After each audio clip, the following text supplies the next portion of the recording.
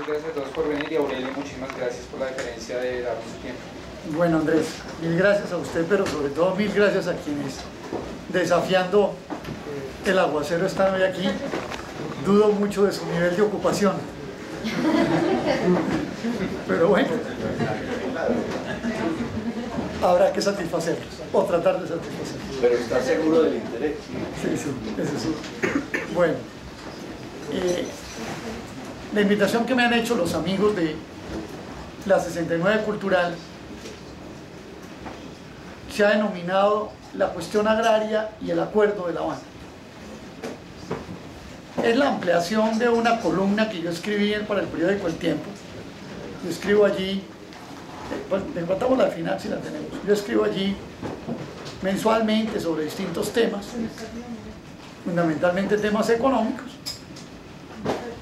Y entonces, a raíz del conocimiento que he tenido con el sector agropecuario, no solamente por los libros que he escrito al respecto, sino por mi vinculación durante muchos años con distintas organizaciones agropecuarias, pues me atreví a hacer esta aproximación por la expectativa enorme que tiene el país frente a este asunto, y máxime cuando se dice que el origen del conflicto tiene una raíz en el sector agrario. Yo voy a desarrollar 5 puntos de la manera más sucinta posible para permitir que tengamos un intercambio. El primer punto es cuál es la situación del campo colombiano. El segundo punto son los acuerdos en sí, una pequeña narrativa, un pequeño relato sobre los puntos básicos del acuerdo de lo que se ha llamado una reforma rural integral. El tercer punto es la política oficial del gobierno de Santos frente al campo. El cuarto punto es conflictos territoriales y unas conclusiones breves. Empecemos pues con la situación del agro en Colombia. Quienes hemos escrito sobre el tema agrario, sobre el sector agropecuario, siempre colocamos nuestras afirmaciones en entredicho, porque no había un acopio de datos, no había una fortaleza estadística que pudiera soportar los análisis que hacíamos. Es más, muchos tuvimos que construir información primaria de manera aproximada y a partir de ella información secundaria. Pero después de 40 y tantos años, en Colombia se llevó a cabo un censo agropecuario. Se llevó a cabo en el año 2014 y sus principales conclusiones y resultados se conocieron el año pasado. Ustedes recordarán que hubo incluso un debate importante alrededor de el desarrollo mismo de esta actividad en medio de elecciones y actividades políticas de esa época. Entonces, eso truncó alguna expectativa frente a los resultados, pero al final de cuentas el censo se llevó a cabo. El asunto interesante radica en lo siguiente: realmente las conclusiones del censo agropecuario ratificaron muchas de las realidades que quienes habíamos estado escribiendo, orientados por instrumentos, por decirlo de alguna manera, habíamos señalado. El único que se sorprendió fue el presidente Santos. Cuando presentaron el censo dijo que él estaba sorprendido del drama agrario. Nadie más en Colombia se sorprendió. El desastre y el drama rural del país era un secreto a voces. Y de ahí puedo inferir que esos resultados que se difundieron inicialmente como con suficiente despliegue han venido quedando un poco enterrados, digamos así. Simplemente ustedes los pueden conocer cuando entran a la página del DANE, piden censo agropecuario y aparecen unas 10 o 11 fichas que más o menos explican los asuntos más relevantes. no ha tenido mayores desarrollos después de lo que se hizo. ¿Qué es lo que dice el censo agropecuario? Lo primero que dice el censo agropecuario es que en Colombia, que heredó una desigualdad enorme en la distribución de la tierra, desde la época colonial, que en el periodo de la independencia no realizó la tarea histórica que hicieron, digamos, las revoluciones burguesas de comienzos del siglo XIX en el mundo, de repartir la tierra, de los grandes poderes rurales, feudales, monárquicos, si se quiere, eclesiásticos, feudales, terratenientes, hacendados, como lo quieran llamar, ¿sí? En Colombia esa tarea no se llevó a cabo, sino que por el contrario, todas las políticas rurales del siglo XIX, entre las que resalto tres fundamentalmente: la colonización antioqueña, la disolución de resguardos y la expropiación de bienes de manos muertas, reforzaron la desigual distribución de la tierra que se heredó desde la época colonial. De hecho, todos sabemos que los grandes hacendados participaron de manera importante, no solamente en la guerra de independencia, sino en las definiciones fundamentales del país durante el siglo XIX, en medio de contradicciones profundas con quienes pensaban de una manera distinta, pero al final terminaron imponiéndose en las distintas conflagraciones internas que se dieron o conflictos que se dieron en el siglo XIX. Y durante el siglo XX no pasó mayor cosa en ese sentido. Por el contrario, cuando uno analiza lo que ha pasado con la distribución de la tierra en Colombia durante el siglo XX y lo que da el siglo XXI, lo que encuentra es que cada vez la desigualdad en la distribución de la tierra es supremamente grande. Es realmente alarmante y podríamos decir que se encuentra, si no es la peor, entre las peores del mundo.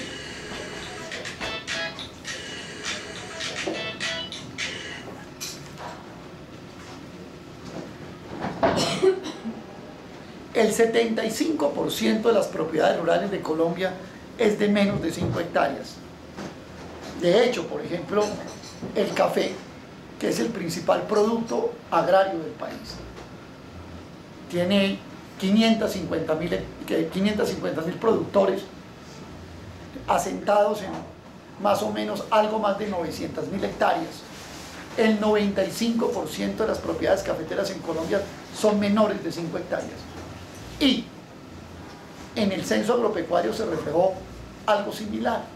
El 75% de las propiedades que son menores de 5 hectáreas, es decir, 3 de cada 4 son menores de 5 hectáreas, entre todas apenas ocupan el 2,1% de toda la superficie.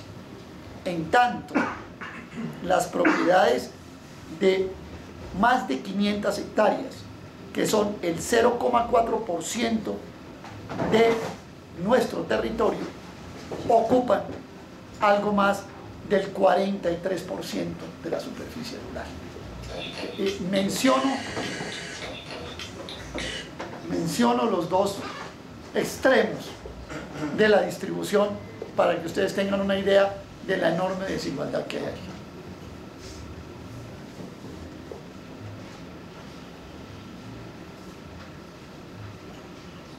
Uno podría decir que esto ratifica los estudios que se habían hecho antes.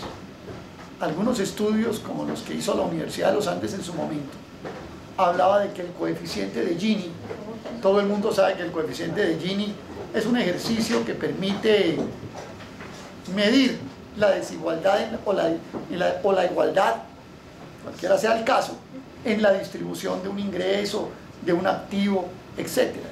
En Colombia, la desigualdad en la distribución de la tierra, el coeficiente de Gini, que todos sabemos que mientras más cerca se mide entre 0 y 1, y mientras más cerca 1 más desigual, ese coeficiente de Gini está entre 0,85 y 0,90, bien si hablamos del tamaño de los predios, bien si hablamos del valor de los predios.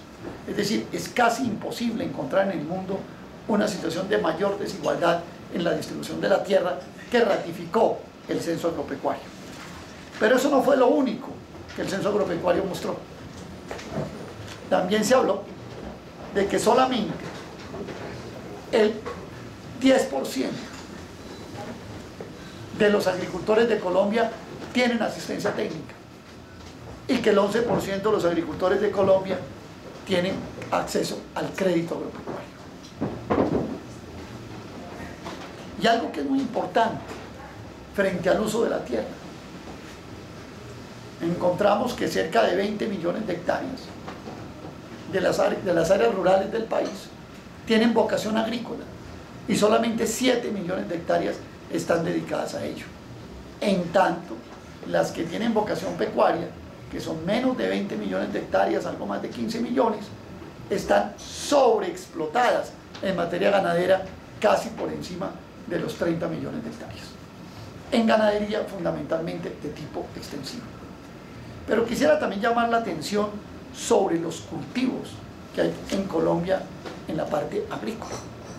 Los cultivos que hay en la parte agrícola en Colombia han tenido una transformación sustancial. Antes de 1990, los cultivos, la mayoría de los cultivos, algo más del 60% de los cultivos eran cultivos transitorios. Cultivos transitorios o cultivos de ciclo corto son aquellos cultivos que usted los siembra, cosechan y vuelve, recoge los frutos y vuelve a sembrarlos, mientras que los cultivos permanentes son aquellos cultivos que permanecen en el tiempo y dan sin necesidad de ser renovados, por lo menos mediante un tiempo prudencial. ¿Qué cultivos de tipo transitorio son sobresalientes? Los cereales y algunas oleaginosas, con excepción de la palma de aceite. ¿Qué cultivos son permanentes? Son los cultivos tropicales, fundamentalmente café, cacao, caña de azúcar, palma de aceite, etc. Antes de 1990, la mayoría de los cultivos en Colombia eran cultivos transitorios.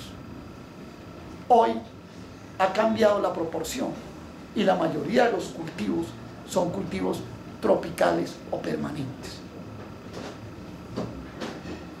Café, cacao, palma de aceite. La palma de aceite hoy es el segundo cultivo en superficie cultivada en Colombia. Caña de azúcar, por supuesto, caña panelera, plátano, banano, etc. Hay una cosa que es muy importante entender. Los cultivos tropicales y cultivos permanentes, como su mismo nombre se deriva, solamente pueden elaborarse en las áreas geográficas del mundo que están entre los dos trópicos. Y esto es entendible, porque por su carácter permanente no pueden cultivarse por fuera, porque no soportan ni los crudos inviernos ni los ardientes veranos. ¿Sí? Los trópicos sí tenemos la posibilidad de producir el tipo de productos propios que ya señalé, y también podemos producir los transitorios. El país sufre entonces un desbalance de unos cultivos permanentes que eran minoría antes de los años 90 y que ahora se vuelven mayoritarios. ¿A qué obedece eso? A que en el periodo de la apertura económica y posteriormente el país fue perdiendo frente a la competencia internacional de los países excedentarios en cereales y oleaginosas la producción agrícola de estos géneros. Hoy Colombia, y es bien importante señalarlo, está importando el 100% de la cebada, el 95% del trigo, el 90% de la soya, el 80% del algodón, el 90% del sorgo, el 33% del frijol, el 20% del arroz, todo el garbanzo, toda la lenteja, toda la arveja seca. Es decir, el país es un país que prácticamente, en cuanto al maíz, estamos importando cerca del 80% del maíz que consumimos. El algodón en un 80%, creo que ya lo señalé. Fueron reemplazados esos cultivos por importaciones. De hecho, los balances que hace hoy la Sociedad de Agricultores de Colombia, la SAC, señala que Colombia importa el 30% de los alimentos que tiene que consumir.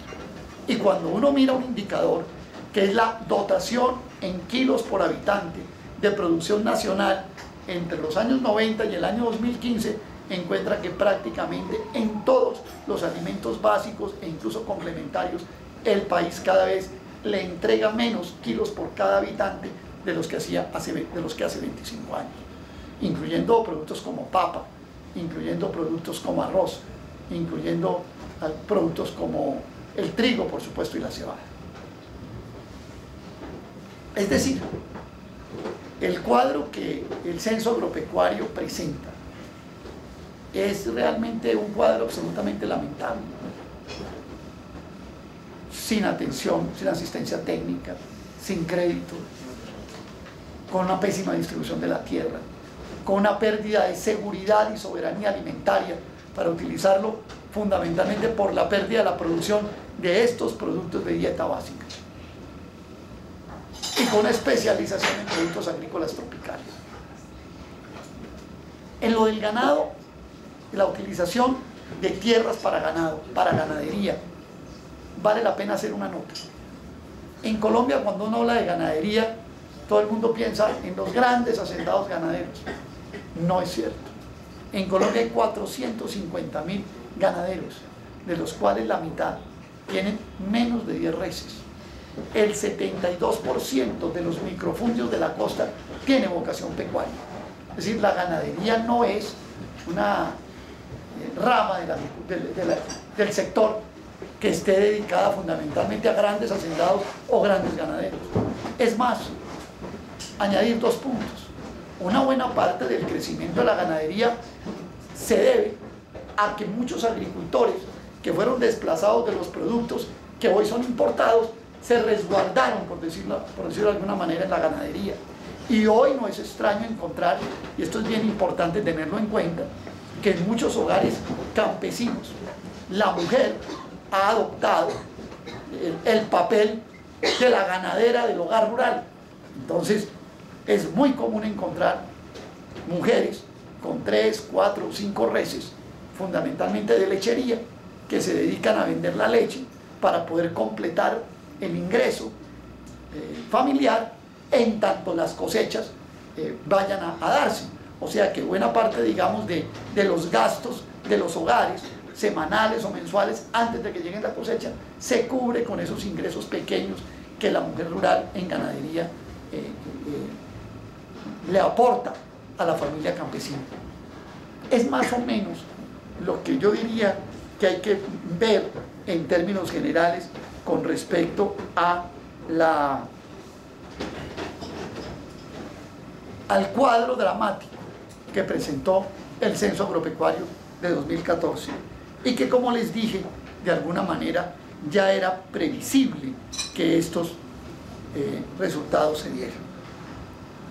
El segundo punto es: ¿qué dicen los acuerdos de La Habana sobre el sector agropecuario?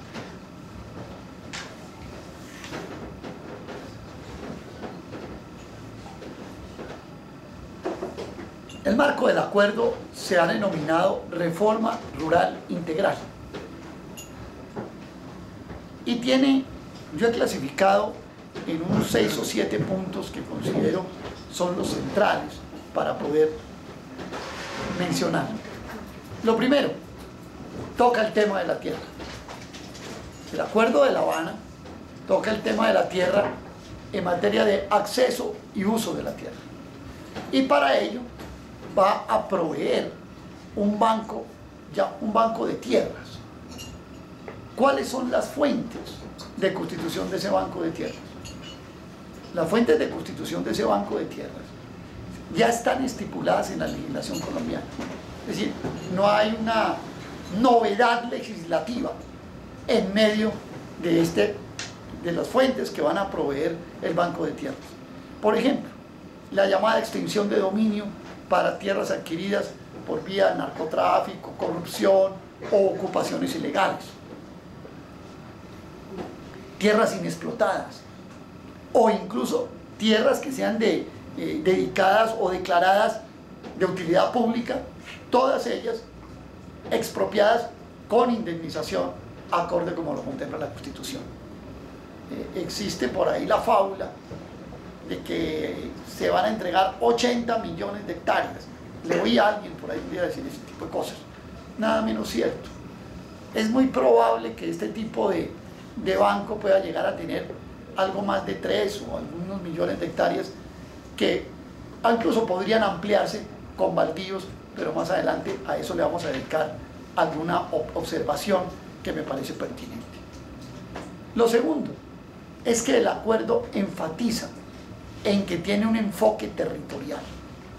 Es decir, que las propuestas que se van a aplicar son propuestas que se van a enfatizar especialmente en aquellos territorios que fueron escenarios o han sido escenarios de conflicto armado en Colombia. No es de todas maneras una política agraria que va a cubrir toda la geografía nacional, sino que tiene un énfasis. Inicialmente se ha hablado de 300 municipios y uno le voy a hablar al doctor Rafael Pardo, al ministro del posconflicto, de algo más de 120 municipios que están ya estudiados y sobre los cuales van a recaer estas políticas, y en eso consiste el enfoque territorial. Paralelo con los proyectos que se puedan adelantar, con el proceso de asignación de tierras, hay proyectos de infraestructura para poder apalancar un desarrollo agrícola, un desarrollo rural en esas zonas. Se habla de la construcción de vías, de electrificación y de riego y de todo lo que se conoce como bienes públicos para soportar la producción agropecuaria. En cuarto lugar, va acompañado de política social. Cuando hablamos de política social, va acompañado de proyectos en salud, en educación, en vivienda, en seguridad social y por supuesto en agua potable y saneamiento básico. Un quinto elemento del acuerdo es favorecer como formas de tipo de economía, la economía familiar y la economía solidaria y la economía cooperativa. Es decir, que en la medida en que yo voy desarrollando cada uno de estos puntos, ustedes van creándose una idea de qué es el tipo de agricultura o de vida o de desarrollo rural que se va a implementar en estas zonas. O sea, surtir de tierra a quienes no la tengan, asegurar con esa tierra bienes públicos, desarrollar proyectos productivos basados fundamentalmente en economía familiar y en economía solidaria y cooperativa, acompañar con proyectos sociales de salud, educación, vivienda, agua potable y saneamiento básico y bienes públicos, como ya lo mencioné. Tendrá, por supuesto, proyectos productivos con asistencia técnica, crédito, subsidios, generación de ingresos y mercados. El acuerdo tiene un punto que me parece importante resaltar, porque ha sido un punto que se ha discutido, y es que el acuerdo dice que todo este desarrollo rural se hace en el marco de la globalización.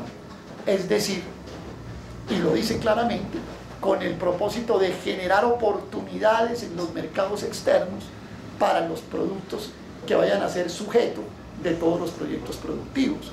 En ese sentido, pues surge una discusión muy fuerte, pues porque cuando usted dice en el marco de la globalización, pues está diciendo en el marco de los TLC, en el marco del libre comercio, por decirlo de alguna forma, porque también se puede hablar de Mercosur, etcétera, etcétera, pero es en ese marco. A mí me parece importante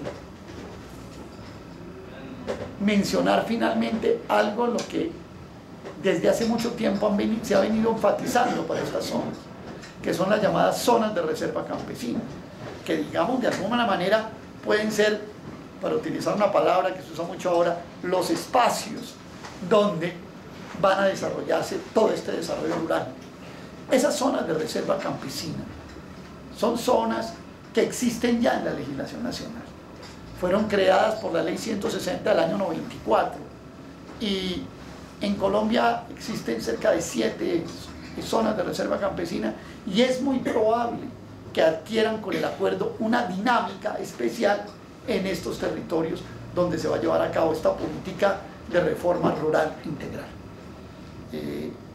Las zonas de reserva campesina tienen una particularidad que es interesante, y es que de alguna manera se asigna la tierra, pero se sustrae de alguna manera del mercado o del acecho de los compradores o usurpadores de tierra, delimita esto de tal manera que de alguna forma congela la propiedad de quienes están ubicados para que no puedan ser, digamos, despojados mediante ningún tipo incluso de legislación posterior esa propiedad.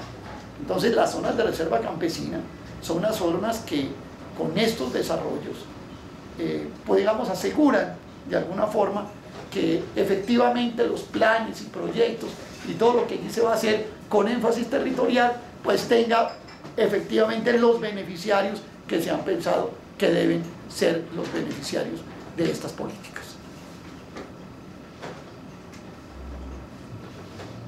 Un segundo punto puede concluir lo siguiente: si ustedes analizan esto, pueden llegar a pensar que realmente aquí hay un ánimo reformista, pienso yo, positivo.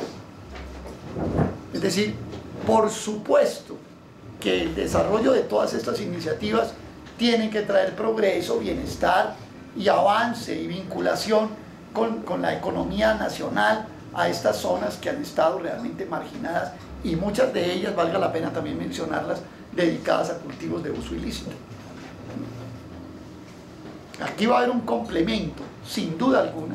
Esto se complementa, la reforma rural integral se complementa con la política de erradicación de cultivos de uso ilícito, que tanto se discute ahora y que tiene tantos elementos. Algunas personas dicen que los cultivos de coca en Colombia crecen porque se dejó de asperjar por vía aérea glifosato. Yo creo que es un análisis bastante simplista. Esto casi que lo tengo que discutir en estos días al desayuno, al almuerzo y a la comida, ¿sí? Pues porque hay una gente que insiste de que si se baña las regiones enteras de Colombia con cultivos, con personas, con animales, con aguas, con glifosato por vía aérea, con contratistas norteamericanos, se arregla el problema de la coca en Colombia. No es así. Son muchas más variables las que inciden, y yo menciono 2 o 3 más. Una, por ejemplo, la eficacia que tengan la sustitución de cultivos que permitan transformar esta agricultura que hoy le retorna más a la familia campesina que otros cultivos. Transformar eso necesariamente requiere otras fuentes de ingreso y otras fuentes de ganancia y de bienestar. Sin sustitución efectiva y eficaz no es fácil hacer el reemplazo de los cultivos de uso ilícito, pero también sin la corrupción oficial. Yo vengo insistiendo mucho en ese punto últimamente. A mí, ¿cómo me dicen que en Tumaco hay 17.000 hectáreas de coca, o hay municipios en el Cauca, menciono unos sin ánimo de criminalizarlos, por supuesto, como Corinto, que los he conocido, que están llenos de coca desde que se acaba el casco urbano hasta la cordillera? Y entonces yo pregunto, ¿y el señor alcalde no se da cuenta? ¿Y el señor comandante de la policía tampoco va por allá? ¿Y el comandante departamental de la policía no sabe? O sea, ¿eso cómo es? ¿Eso cómo fue? Eso fue a escondidas por allá, se taparon con una cobija y sembraron eso y nadie se dio cuenta. Aquí hay un componente de corrupción oficial, sin duda. Bueno, ¿y cómo lo embarcan? ¿Sí? ¿Y cómo lo transan? ¿Y cómo lo venden? ¿Y cómo lo cocinan? Y eso realmente, uno no ve que haya ninguna acción oficial. Entonces la única solución es bañarnos en glifosato, bueno, y ahora en glufosinato de amonio, ¿cierto? Sí. Que de todas maneras ya va a ser de la misma compañía, porque Bayer acaba de comprar a Monsanto. ¿Sí? Yo creo que ese es un análisis bastante simplista, y yo diría bastante interesado de alguna manera. Entonces todo este modelo de reforma rural integral es un modelo que va acompasado, ¿cierto?, con el tema de la sustitución y el reemplazo de los cultivos de uso ilícito. Pero insisto, si uno mira esto con todo detalle, no hay ningún proyecto, no hay ninguna iniciativa que pueda estar por fuera del marco legal y constitucional, y que pueda estar por fuera de políticas que hoy ya existen, seguramente están congeladas, seguramente no se les coloca el énfasis necesario, que no han ido a los territorios a donde hay que ir a raíz de la solución negociada del conflicto, pero que van a tener una dinámica que es de esperar que se tenga. Uno puede decir, de esto no va a haber en Tunja, posiblemente muy poco de esto vaya a haber en el Valle de Aburrá, ¿sí? y ya están localizados los municipios donde efectivamente esto se llevará a cabo. Y esto lo digo porque sobre el acuerdo rural, el acuerdo agropecuario o el acuerdo de La Habana en materia agropecuaria, se han tejido cantidades de fábulas, que se les va a entregar 80 millones de hectáreas, que es el castrochavismo, que no, es esto. No hay absolutamente nada que esté por fuera de la legislación, de las políticas, que seguramente habrá un énfasis, un traslado de recursos y seguramente movilización de proyectos hacia esas regiones y respaldando este tipo de actividades que están planteadas, pero nada que tenga que ver con que aquí en Colombia la tierra se va a volver socialista, ni mucho menos. Tercer punto, la política oficial. Lo que sí es muy preocupante es que paralelo con la agenda de La Habana, el gobierno del presidente Santos tiene otra política, que esa sí es de cobertura nacional y absoluta.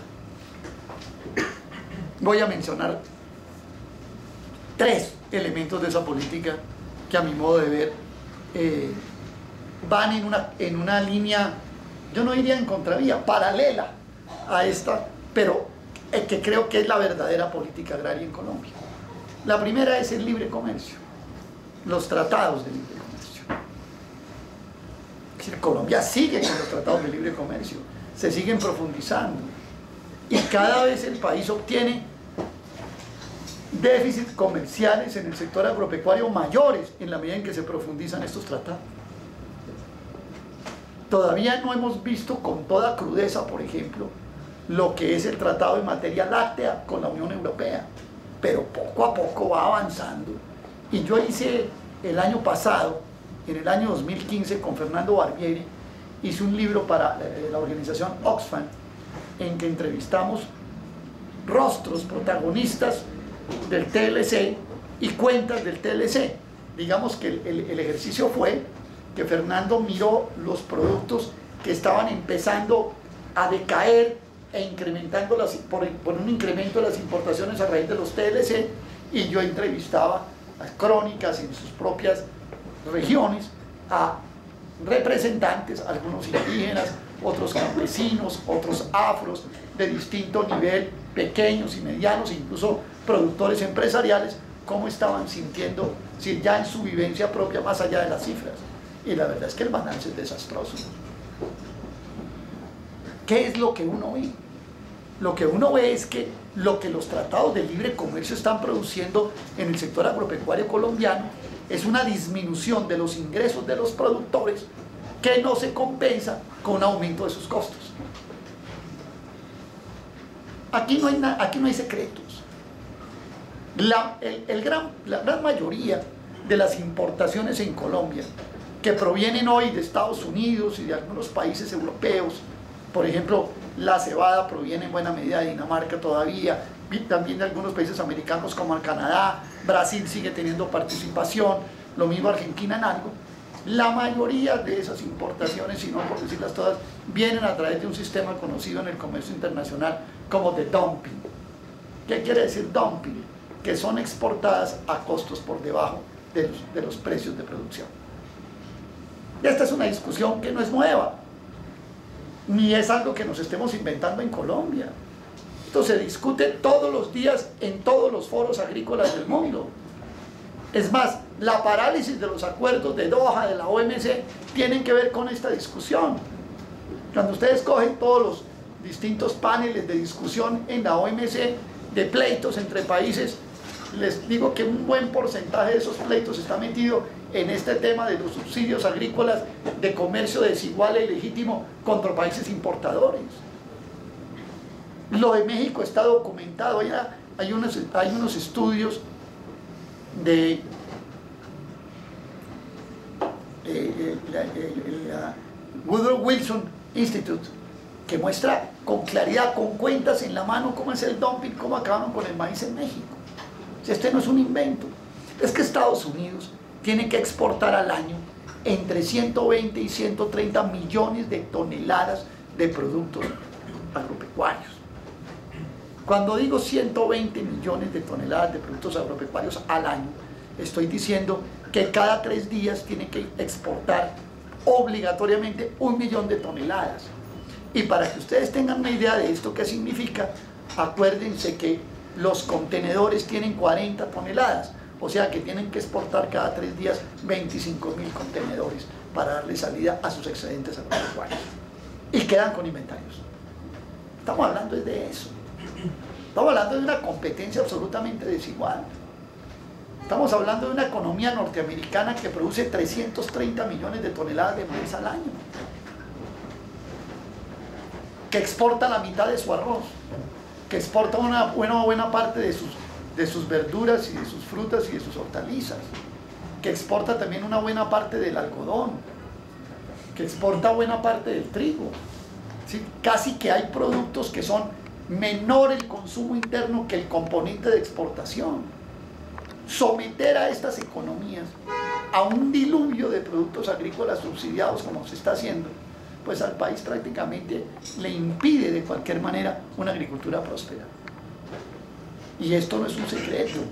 O sea, esto no pueden decir quienes han firmado los tratados que no se sabía. Es más, por ejemplo, en el caso del arroz, nosotros empezamos con unas cuotas fijas a importación de 0 arancel de arroz. Ya vamos para 5 años, ¿no? Y empezamos en 80. Creo que vamos en arancel del 60%.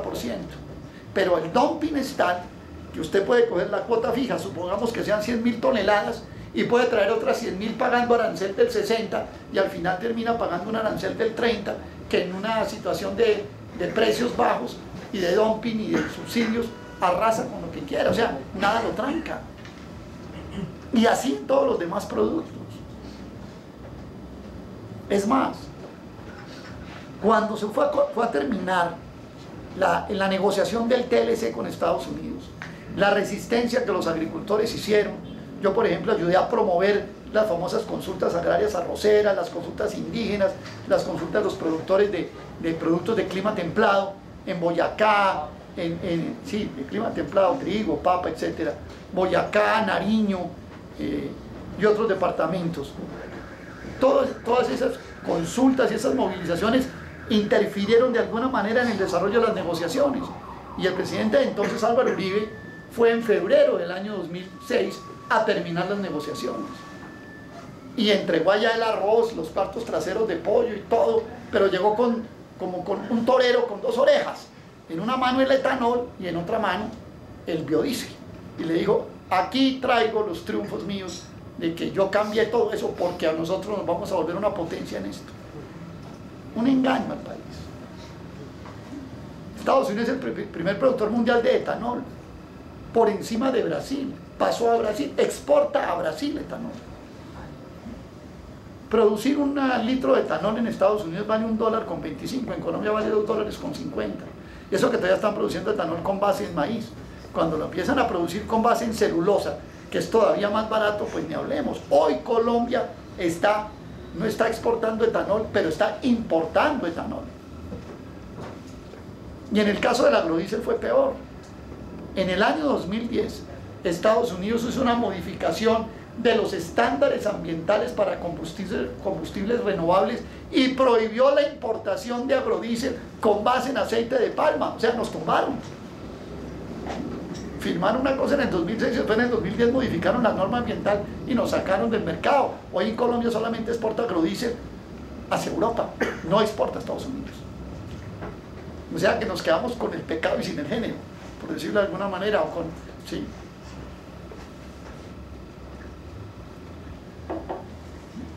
Con la soga y sin el ternero. Con la soga pues para ahorcarnos. Esa fue la negociación. Esa política sigue siendo cada vez más profunda. Por ejemplo, ha avanzado, hemos deteriorado con respecto a TLC con la Unión Europea y a TLC con Estados Unidos, sí. Alianza Pacífico, empezando por México, es un tratado totalmente negativo para la agricultura colombiana. Los estudios que hizo la misma SAC muestran que casi una buena parte de la agricultura supérstite en Colombia, llamémosla así, corre riesgo de permanecer por esas importaciones que pueden venir de la Alianza Pacífico. y nos dicen que a cambio de eso tenemos todo un Corea del Sur por conquistar. Entonces yo lo que digo es, vamos a perder de local con Estados Unidos, que es el principal exportador de cereales a Corea del Sur, pero no vamos a ir para Corea del Sur a derrotarlos. Vamos a derrotar a los chinos en hortalizas en Corea del Sur. Vamos a derrotar a los australianos en carne en Corea del Sur. Vamos a derrotar a Nueva Zelanda en Corea del Sur. Vamos a derrotar a Malasia y a Indonesia en aceite de palma en Corea del Sur. Eso realmente es una entelequia. O sea, goleados de local y goleadores de visitante, eso no existe. ¿Sí? Pero además es compitiendo con los mismos subsidios, con la misma política, o es que la cambian allá y allá se encarecen. No. Todos los excedentes norteamericanos son subsidiados. Estados Unidos tiene una agricultura que es más o menos la siguiente: 2 de cada 3 acres. Acuérdense que en Estados Unidos la agricultura se mide por acres, no por hectáreas, ¿sí? 0,40 hectáreas de una hectárea, ¿sí? Estados Unidos tiene 2 de cada 3 acres sembradas en las 8 grandes cosechas, lo que ellos llaman de A-Big crops, que son arroz y algodón, trigo y maíz, cebada y avena, sorgo y soya. O sea, son infinitos en eso. Tienen unas compañías poderosísimas, Cargill, Bunge, ADM, incluso la misma Dreyfus, que tienen toda la palanca del Estado. Esas compañías son apalancadas por el Estado porque son, digamos, las volquetas con que sacan los excedentes agropecuarios, ¿sí? Allá, no, eso sí, allá los apoyan sin escrúpulo y sin asco. Es decir, allá no hay un Holmes ni un Perry que está diciendo, oiga, que no lo subsidien. No, allá hay unos diciendo, que hermano, hágale que hay que sacar esto, ¿sí? Hay que colocar estos excedentes. Y el resultado de la globalización es este en la agricultura en los últimos 25 años. Los países exportadores netos de alimentos y productos agropecuarios han disminuido casi que de más de 50 a 40. Y los países importadores netos de productos alimentarios agropecuarios han aumentado como de 70 a 90. Esa es la globalización en la agricultura. Y esa es la política de Santos. O sea que lo que hemos visto se va a ahondar. Porque Enrique Robledo, que es mi amigo, tiene un dicho muy simpático. Robledo tiene un cuento para todo, que dice así: dice, quien quiera conocer un cerdo en Colombia, tómele una foto ahora, porque después lo tiene que ir a conocer a Nueva York, porque los aranceles de la carne de cerdo, que empezó en un 30%, a los 5 años se vuelve 0. Usted puede imaginar el jamón venteado que va a haber aquí. Eso en Colombia ya pasó una vez, con los cuartos traseros de pollo y el jamón. No sé si se acuerdan, al comienzo de la apertura en los años 90, y las colas en Cartagena daban vuelta, pues pasaban por el parque de la aduana, seguían al Mandela, y la gente comprando de eso, de quema. Es que lo que le viene al país en la materia de apertura de importaciones agropecuarias es peor todavía que lo que ha pasado, si el país no cesa en estos tratados de libre comercio. El segundo punto de la política oficial, las llamadas zonas de interés de desarrollo económico especial, CIDES, rural CIDES. ¿Qué es eso? Eso es la entrega de baldíos estatales. Eso puede sonar redundante, pero digámoslo así para que la gente lo entienda. ¿Sí? A operadores del agronegocio internacional en carácter de arrendamiento, contratos de comodato o de asociación con campesinos. Entonces yo soy Cargill, a mí me entregan, o soy el grupo Grobo de Argentina, que es el que tiene pues la patente de autoría de este modelo en América Latina, en la Pampa Argentina, y entonces me entregan 100.000 hectáreas. Y ojo, todo el mundo está pensando que es en la altillanura. No, las CIDES ya son baldíos en todo Colombia. Y le entrego 100.000 hectáreas, le digo, a 30 años para que la explote en un monocultivo a gran escala. Usted paga un arriendo, pero el arriendo descuenta las mejoras, o un contrato en comodato con esas cláusulas. ¿Eso qué es? Tierra a costo cero. Esa es una genialidad de criolla, pues, de un invento que Colombia te patentaría de ese cabezazo. No. Está en el marco de un modelo mundial que están dando de acaparamiento de tierras, que se está produciendo en el mundo. Grabbing lo llaman en inglés. Que es un proceso donde los grandes operadores y los países más poderosos del mundo se están apoderando de tierras extranjeras, especialmente del sur del mundo, por un elemento que es el siguiente: la tierra de cultivo en el norte del mundo, en primer lugar, está disminuyendo, y en segundo lugar se está encareciendo enormemente. Los últimos datos que yo vi para una cosecha de maíz en el cinturón del maíz en los Estados Unidos, en el Corn Belt, marca que cada acre tiene que pagar por cosecha $13.500 de arriendo. Multipliquen por 3 para que les dé 40 y pico de millones de pesos por cosecha. Entonces lo que hay que venir es a buscar tierras a costo cero en el sur del mundo. Entonces es la producción extranjera hecha en tierras de países del sur del mundo. Y Colombia se está inscribiendo en eso. Lo que pasa es que en Colombia ha habido una legislación que tiene las siguientes características. Uno, los baldíos, y esta es una sentencia de Carlos Gaviria que les recomiendo que la lean, ¿sí?, son bienes fiscales, o sea, son bienes del Estado, pero solo pueden ser entregados a particulares en el marco de los fines del Estado Social de Derecho. ¿Y qué dice el Estado Social de Derecho? Que esos baldíos deben ser para los trabajadores rurales, en el sentido de que les faciliten su acceso a la tierra, su acceso al crédito, a los demás bienes públicos para poder desarrollar una buena agricultura. Y dos, que la asignación de esos baldíos para los trabajadores rurales, ¿sí?, no puede exceder de lo que se llama la unidad agrícola familiar, es decir, que no puede exceder de la cantidad de tierra acorde con las condiciones en cada zona del país que les permita tener un ingreso decente, digamos así, que en muchos de los casos se calcula de 2 salarios mínimos. Poco, entre otras cosas, eso ya existe. Por ejemplo, en los Estados Unidos a la población rural tiene la garantía de un ingreso incluso muy superior al mínimo. Pero bueno, es más, entregado, no es que lo produzca y lo que se lo garantice, no, se lo dan, el cheque, ¿sí? Aquí no, aquí incluso es así. Siendo así, en Colombia además se dice, después de cierto tiempo nadie puede acumular mayor cantidad de baldíos. Entonces aquí ha habido lo que Santos llamó en su programa de su primer gobierno, la traba burocrática de la unidad agrícola familiar, así lo llamó, ¿cierto? Que la traba burocrática de despojar a los campesinos para entregar a la agricultura a gran escala. ¿Cómo es la asociatividad? No, hay otra modalidad, es que vamos a ser socios, ¿sí?, una especie de sociedad de jinete con mula, ¿sí?, donde el campesino pone la tierra y el operador del agronegocio pone las condiciones, es decir, entrega los insumos al precio que quiera, es intermediario del crédito, fija precios de antemano, que si no se cumplen, pues, si no cumplen con los costos, pues los riesgos los corre el productor, etcétera, etcétera. Eso ya existe en Colombia. Eso en Colombia ya existe. Hay dos ejemplos: el ejemplo de palma de aceite y el ejemplo de tabaco. El de tabaco es lo más parecido a la época de Manuela Beltrán, solo que aquí no se trata de un virrey español, sino de dos compañías multinacionales, la British Tobacco y la Philip Morris, que son un duopolio que maneja el mercado del tabaco en Colombia.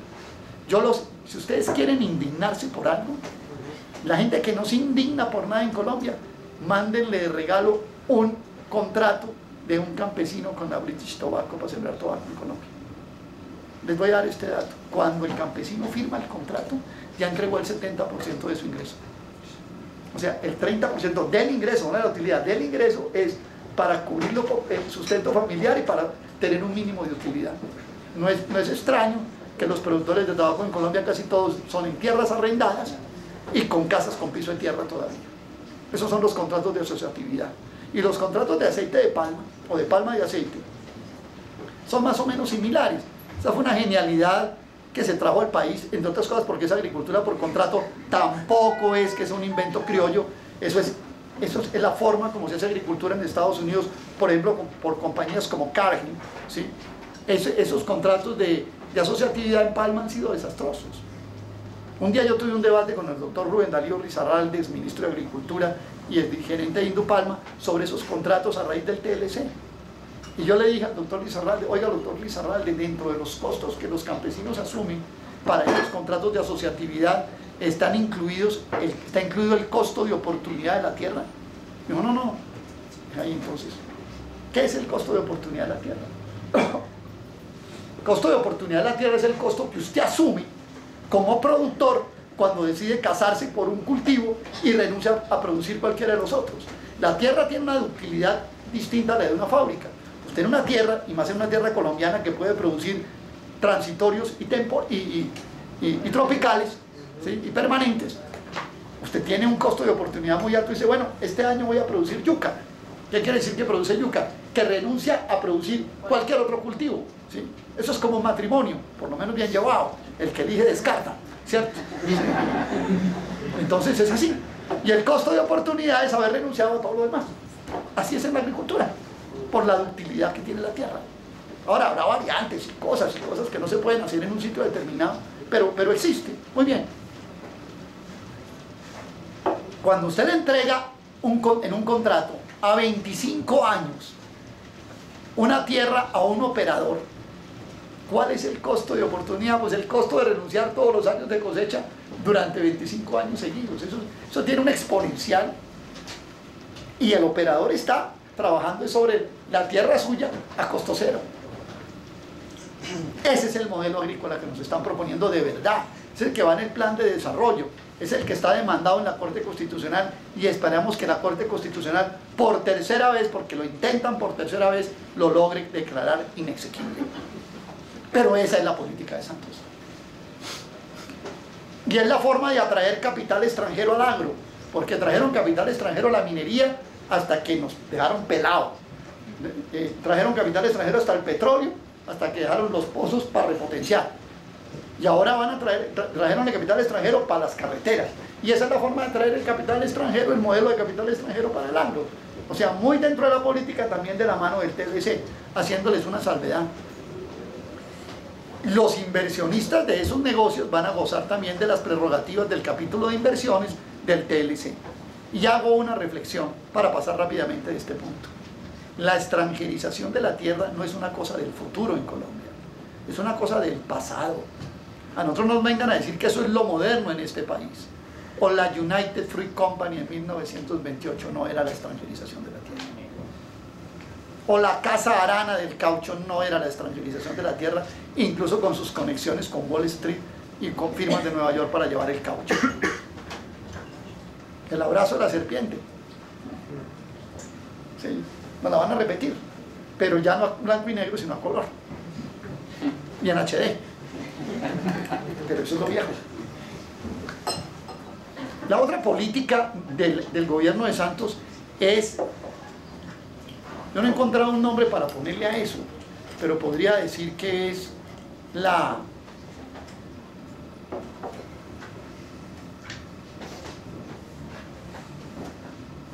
el engaño con la restitución de tierras.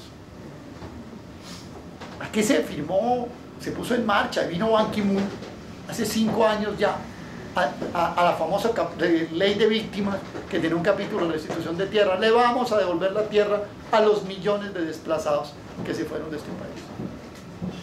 Hoy solamente se ha atendido el 4% de las reclamaciones, y la ley tiene una vigencia de 10 años. A ese ritmo, Armando Benedetti hizo un día una cuenta, yo no me acuerdo ni cuántos años le dio, pero le dieron como 2 siglos para poder restituir las tierras. Y lo peor de todo, que paralelo con ese andar cansino de una legislación bastante difícil y además contra las víctimas, porque los decretos reglamentarios hicieron una cosa que el país no se ha percatado, y es que los decretos reglamentarios le dieron la carga de la prueba a la víctima. Incluso hay gente, el otro día yo, ahí precisamente en un espacio público, decía la carga de la prueba, y la gente no entendía. ¿Qué quiere decir la carga de la prueba? Que el que tiene que probar que la tierra es de él es la víctima.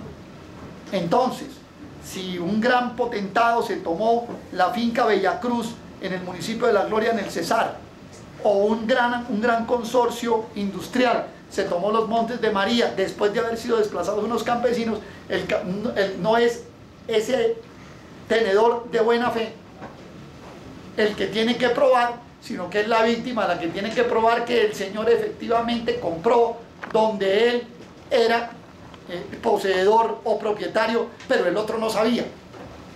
O sea, así es como está funcionando esto. Entonces, cuando la ley empezó a tumbar los callos, al final de cuentas hoy terminó todo el mundo defendiendo a los poseedores de buena fe, y la ley terminó siendo la ley de los poseedores de buena fe y no la ley de las víctimas. ¿Sí? ¡Ay, qué pobre señor que él dio la plata de buena fe! Y entonces esto va a terminar en una verdadera burla al país. Están corriendo los tiempos. Y al final esto podría terminar siendo, como lo dijo la bancada del Polo Democrático, y debo reivindicar eso, que fue la única bancada que lo anotó, que esto iba a terminar siendo una contrarreforma agraria. Y efectivamente así va a ser, porque se vence la ley, todo quedó como estaba, y adiós. ¿O qué vamos a hacer con eso? Esa es la política de Santos. Quiero concluir con dos cosas. Una, aún todo en el agro no está cantado. ¿Qué está pasando en el Caquetá? Ustedes seguramente están enterados. Hay una especie de resistencia de la población para impedir que en las zonas rurales de la Amazonia se lleven a cabo 43 explotaciones petroleras que están ya asignadas. Su gran mayoría, no estoy seguro si ya todas, pero su gran mayoría lo están. Por eso ustedes oyen un día que en Monsello, otro día que en Paujil, otro día que en no sé qué sitio, la gente oponiéndose a esto. Bueno, y también tenemos el lío de Cajamarca y la Colosa. Y también tenemos el lío de zonas declaradas mineras en cordilleras cafeteras del Huila. Es decir, aquí hay además una serie de conflictos territoriales. Entre todo el tema, bueno, y no hablemos de las vías 4G, que van a pasar por donde quiera el doctor Vargas Lleras, bueno, con Sarmiento Angulo y los 3 otros beneficiarios de las carreteras. O sea, que además hay un conflicto territorial. Colombia es el segundo país del mundo en conflictos ambientales. Y los conflictos ambientales van de la mano con los conflictos sociales. A mí me da risa que a veces la gente dice, no, es un conflicto ambiental, era como una cosa ahí con la... No, es un conflicto, todo conflicto ambiental ahí está inmerso en un conflicto social.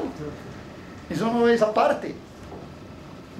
No es un conflicto social que en La Guajira el carbón sea el 25% del Producto Interno Bruto, perdón, sea el 50% del Producto Interno Bruto de La Guajira y solo emplee el 2,5% del empleo, la mano de obra del departamento. Eso no es un conflicto social.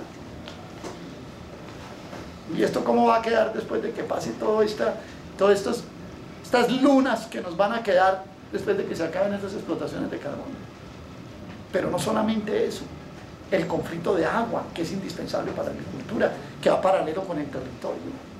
Lo que sacaron del Quimbo, que fueron más de 7.000 familias campesinas y de pescadores. ¿Eso no fue lo que sacaron del Quimbo? Bueno, esos conflictos siguen adicionalmente. Concluyo entonces diciendo lo siguiente. Como ustedes podrán percatarse, los grandes problemas del agro en Colombia no están resueltos en el Acuerdo Agrario de La Habana.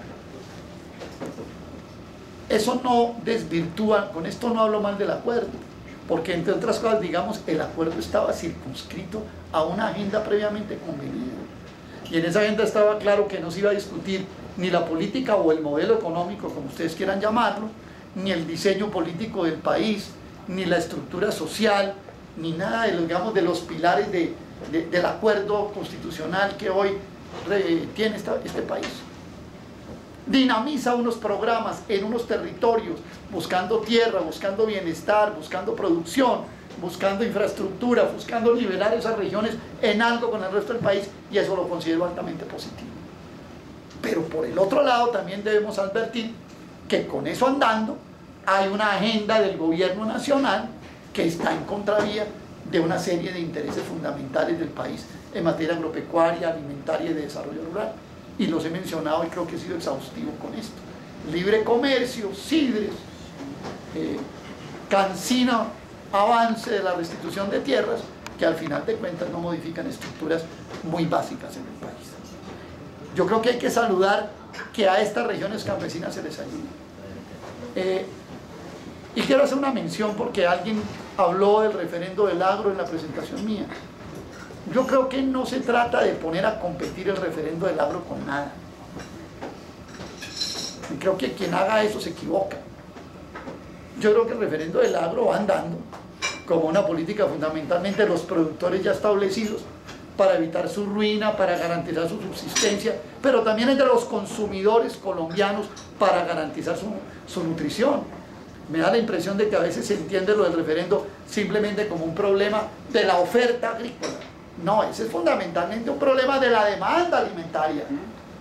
Colombia le está entregando hoy a cada habitante menos kilocalorías y menos gramos por habitante al día que el resto de América, el promedio de América Latina. Estamos por debajo de los promedios de América Latina en estos estándares nutricionales. No es solamente un problema de productores, es un problema de consumidores. Y yo diría, si uno parte de que la alimentación de un país parte fundamentalmente de la demanda, más que de una oferta que tiene que responder a esa demanda, pues este es un problema incluso muy alto de los consumidores colombianos. Yo diría que esto constituye una agenda adicional y complementaria de consumidores, de productores actuales que propenden porque todas estas políticas públicas del sector agropecuario no terminen acabando de arrasar el agro. No compite con los acuerdos de La Habana bajo ningún punto de vista. Es más, si ustedes se miran de alguna manera, pues puede ser una especie de fase subsiguiente que podría llevarse a cabo.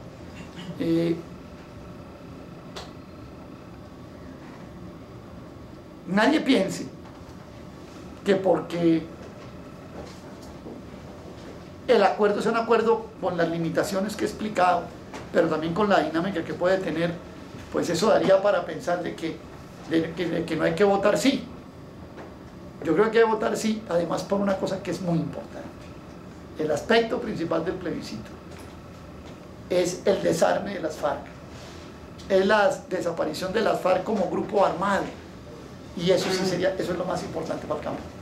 O sea, si alguien tiene que votar sí, es el sector agropecuario. Si alguien tiene que votar sí al plebiscito, es un sector que va a eliminar un factor de violencia, que incluso muchas veces se ha acudido a él para justificar toda clase de atropellos contra la agricultura y contra los productores y los campesinos. Y no es así. Pues yo creo que con más veras hay que votar, ¿sí? Con que este factor de violencia que se va a desactivar fundamentalmente en las zonas rurales del país, en efecto sí se puede hacer. ¿No ha sido el sector rural el más sufrido por esta violencia? Pues por supuesto que sí lo es, ¿sí? Independiente de que al otro lado los acuerdos desarrollen unas políticas que creemos que en territorios pues importante, pero que no son estructurales, por decirlo de alguna manera. No cuenta aquí, cuenta estas políticas que hay aquí, pero sobre todo el gran beneficio, el gran bien público que significa para el agro desmontar la violencia de 50 años que ha producido millones de desplazados y todas las demás tragedias y todas las demás males y quebrantos que ha tenido que padecer la agricultura colombiana por la violencia. Desmontar la violencia en el agro permite, sí, no solamente avanzar en estas políticas que consagra el acuerdo, sino permite plantear de manera abierta que cuántos además desplazados por la economía, desplazados por el libre comercio, desplazados por el neoliberalismo también ha ocurrido, y que es hora de que este país se empiece a parar ese desangre del agro, lo haga atractivo para millones de colombianos y podamos tener una agricultura acorde con el papel que queremos que Colombia desempeñe en el concierto internacional. que nuestro país deje de ser dependiente de manera alimentaria, que en el campo haya igualdad, entre otras cosas porque la equidad en el campo no es solamente una razón social o política, es también una razón económica. Está absolutamente demostrado que aquellos países que han hecho una distribución democrática de los recursos del agro avanzan y prosperan mucho más que aquellos que tienen una concentración tan elevada en los recursos básicos y en los factores de producción rural.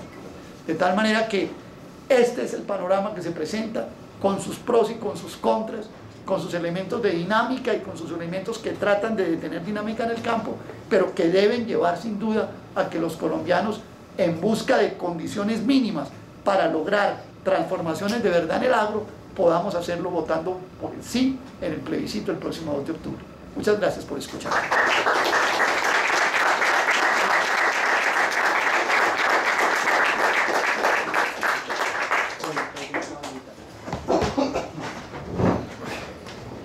Bueno, Aurelio, muchas gracias por la asistencia, por la charla que nos brindas. Muchas gracias a ustedes por venir. Vamos a abrir una ronda de preguntas, si les parece bien. Me imagino que hay varias ahí pendientes. Entonces, hacemos una ronda de 3 o 4 preguntas. Aurelio contesta y hacemos la disponibilidad. Nos fuimos.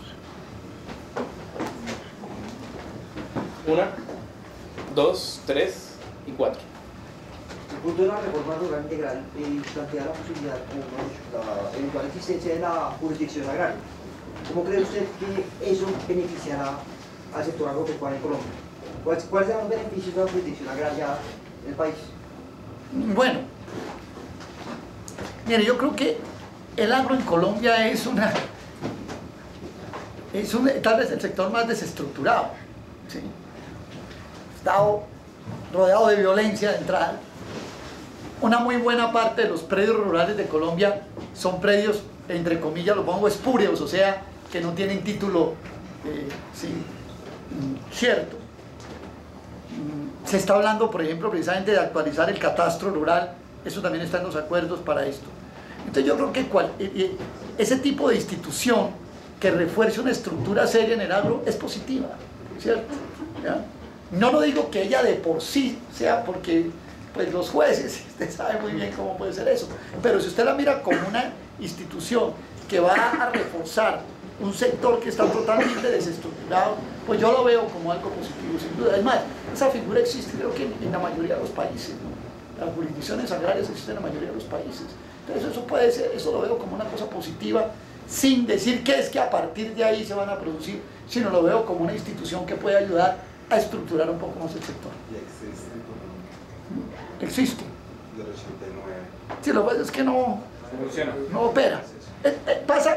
Pasa en general, Robinson, lo que yo he venido señalando. Aquí hay una serie de programas y instituciones paralizados que el acuerdo seguramente los va a dinamizar, especialmente en aquellas zonas de conflicto. Yo creo que es más o menos la cosa. Ahora, eso va a tener su dinámica, etcétera. Pero yo creo que eso es bueno para el país, para el sector. 2. Aurelio, tengo entendido que usted fue pues como líder en varias actividades que se realizaron, líder activista con organizaciones cafeteras en los 90. Y en el 2000 también, en el 2010 sí, también. Quiero que nos cuente un poco pues cómo hizo, qué hizo usted para ayudar a las organizaciones cafeteras a que se les condonara el crédito que tenía. Quiero que nos cuente diferencias entre ese contexto, entre los 90 y actual. Las luchas, cómo se organizó, pues que nos cuente cómo fue su trabajo como con estas organizaciones. Bueno, pero entonces hagamos otra pregunta y dejemos esa para el final. Bueno, está bien. Señal 3 por acá. Yo, 3. 3. Muy buenas noches, Aurelio. Me llamo Fabián Tapia. Yo tengo una inquietud con respecto al referendo por el agro, porque yo estuve comentando con un compañero que pertenece a la corriente del socialismo y dice que el referendo del agro me comenta que no tiene fines de los que ustedes promulgan, de los que ustedes promulgan y eso. Entonces dice que ustedes se alían con el capitalismo y dice que no hay que aliarse. ¿Usted qué tiene que decir al respecto? Mire,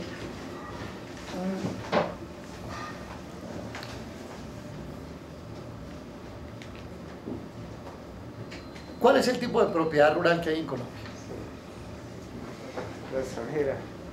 No, la propiedad rural que hay en Colombia es una propiedad de tipo capitalista, porque hay propiedad privada sobre la tierra, ¿sí? En términos de relaciones capitalistas, ¿sí?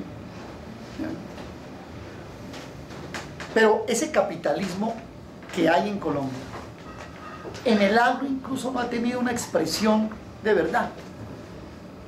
¿Usted ha visto el Tour de France? Sí, ¿Y ha visto el Giro de Italia? el Giro. ¿Y la Vuelta a España? Ajá. Y usted no compara el desarrollo de esa agricultura con la nuestra. Ajá. O sea, usted ve eso y después se va para Boyacá y como que ¿qué le pasa? ¿Cierto? O se va para Córdoba. Entonces, aquí hay una propiedad privada y allá también la hay, pero es de mucho mayor desarrollo capitalista que lo que hay acá. Es más, muchos nos atrevemos a decir que incluso lo que hay aquí es semifeudal. Entonces, si usted lo que quiere llevar ese agro que de la Vuelta a Colombia al agro de la Vuelta a Francia, ¿usted qué es lo que tiene que hacer? ¿Quitarle la tierra para hacer el socialismo a estos de la Vuelta a Colombia?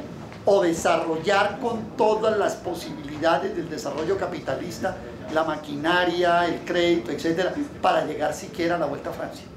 ¿Qué es lo que hay que hacer? ¿O quitarle la tierra aquí a todos? No, esto... Ok, bueno, entonces dígale a su amigo eso. Hable, dígale, hermano. Dígale, ¿sabe qué, hermano? Para el próximo año lo invito a ver el Tour de France, para que usted vea qué es el capitalismo en el campo y lo compare en Colombia. Y diga, si nosotros para llegar allá, a ese desarrollo, lo que tenemos que hacer es el socialismo quitándole la tierra a todos. Porque el socialismo es quitándole la tierra a todos, ¿no? El socialismo es no propiedad sobre los medios de producción, o sea, sobre la tierra. Yo me temo que Colombia seguramente algún día tendrá que llegar a una equidad estatal, etcétera, etcétera. Pero es que el paso que tenemos que dar es pasar de la Vuelta a Colombia a la Vuelta a Francia. Yo cada vez que veo ese Tour de Francia a mí me da una rabia. No porque no ganen los colombianos, lo que digo, oiga, pero estos tipos... ¿Cómo hicieron ese agro? Ese agro lo hizo allá un señor que se llamó Napoleón Bonaparte. Napoleón Bonaparte era un coronel del ejército francés que cuando llegó de Egipto encontró y vio a la Francia alborotada, libertaria de la revolución burguesa y lleno del poderío y de la fama que tenía, dijo: yo aquí se la voy a cobrar a todos estos señores feudales que toda la vida había odiado, y se tomó el poder, decretó el Código Civil Napoleónico que incluía la distribución de la tierra de los grandes latifundistas, de los grandes hacendados, de los grandes nobles, en lo que se llamó en Francia le petit paysan, el pequeño campesino. Y es más, no solamente hizo eso, sino que Napoleón en sus campañas en Rusia había conocido el cultivo de azúcar de remolacha. Francia dependía entonces del azúcar importado del Caribe, de sus propiedades en el Caribe, de sus colonias en el Caribe. Entonces dijo: vamos a generar una autonomía a estos campesinos, además les vamos a poner a producir algo para que pueda salir adelante esto, y les dio la remolacha y la vid para el vino, y con base en ese petit paysan y en esos productos empezó a desarrollar el capitalismo agrícola en Francia, que hoy nos da aquí en la cabeza. Voy a contar otra piorra. En 1870 se creó en Colombia la Sociedad de Agricultores de Colombia. La fundó un señor que se llamaba Salvador Camacho Roldán, 1870. Y el discurso de Salvador Camacho Roldán, de fundación de la Sociedad de Agricultores de Colombia, decía esto: nuestra agricultura nada tiene que envidiarle a la agricultura de los muiscas. Estoy hablando de 1870. ¿Qué pasaba en Estados Unidos en 1870? En Estados Unidos en 1870 ya los norteamericanos habían podido atravesar el río Mississippi y, movidos por el oro de California, iban conquistando el oeste. Y entonces los estados que se iban creando, más allá de los 14 estados al lado oriental del río que fundaron la Unión, empezaron a promover la agricultura capitalista. Imagínense usted, esto lo narro yo en un libro mío que se llama El modelo agrícola colombiano y los alimentos en la globalización, cómo se desarrolló la agricultura norteamericana. Estados como Oklahoma, creo, decían: el que me dé $0.50 le doy un acre de tierra. ¿Sí? O sea, fomentaron la propiedad, desarrollaron. Y mientras Salvador Camacho en 1870 decía que nuestra agricultura iba como la de los muiscas, en Estados Unidos en 1870 ya un señor que se llamaba John Deere había inventado el arado de acero y estaban trayendo semillas adaptables de Turquía a los duros suelos de Oklahoma para desarrollar de manera capitalista la agricultura norteamericana.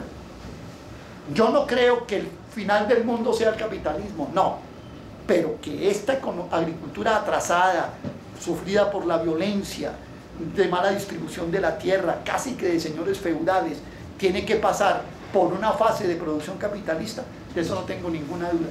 Después de que tengamos un agro como el de la Vuelta a Francia o el de la Vuelta a Italia o aún el de la Vuelta a España, nos sentamos a ver qué hacer con eso, pero por ahora vámonos hasta la Vuelta a España, hagámosla en Nairo y ganémonos ese tour también. O sea, regálele un televisor a su amigo.